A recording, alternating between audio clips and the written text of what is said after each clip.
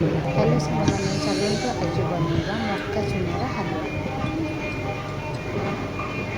ସେଥିପାଇଁ କିଛି ଚିନା ବାଦାମକୁ ମୁଁ ଭାଜି ନେଇଛି।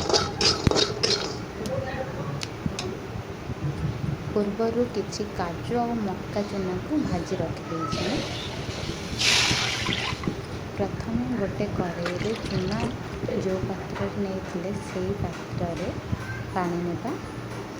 ଚୂନା ଆପଣ ଯେତିକି ପରିମାଣରେ ନେଇଥିବେ ତା'ର 2 ଗୁଣା ପାଣି ନେବେ। ଦେନ୍ ତା ଉପରେ କିଛି ଲୁଣ ଆଉ ଗୁଡ଼କୁ ମୁଁ ପକାଇ ଦେଇଛି। ଗୁଡ଼ଟା ଦେହକୁ ଭଲ, ବୃଦ୍ଧଠୁ ଛୋଟ ପିଲା ମଧ୍ୟ ଖାଇପାରିବେ, ସେଥିପାଇଁ ନେଇଛି। ପାଣି ଫୁଟି ଆସିଲେ ଆମେ ପୂର୍ବରୁ ଭାଜି ରଖିଥିବା ଚିନାବାଦାମ କାଜୁକୁ ପକାଇଦେବା। କିଛି କଟା ନଡ଼ିଆ ମଧ୍ୟ ମୁଁ ନେଇଛି।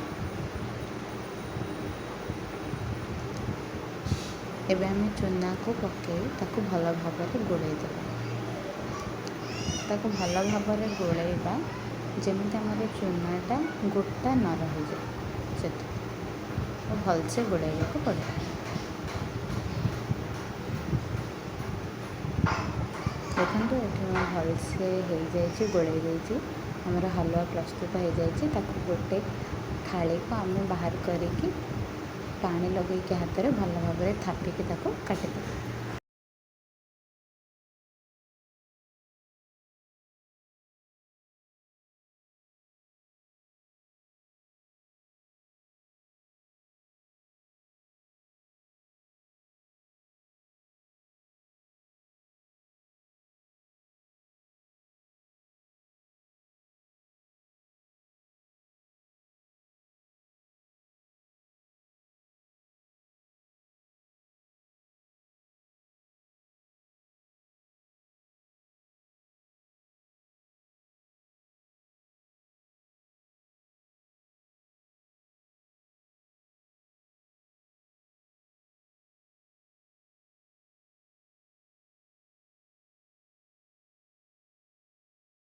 ଭଲସେ ମୁଁ ଥାପି ଦେଇଛି, ହେଇଯାଇଛି ଆମର।